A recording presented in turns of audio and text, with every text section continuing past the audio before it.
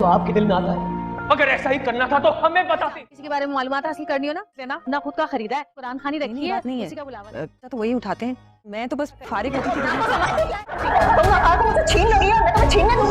Baby बाजी की बहुएं ड्रामे में अब सायरा और फुप्पो की गेम पलटकर वापस उन्हीं पर आ गई। समन और वलीद की शादी तुड़वाने में वो तो नाकामयाब हो जाएंगी। समन और वलीद के रिश्ते से आशिका तो दिल टूट ही जाएगा।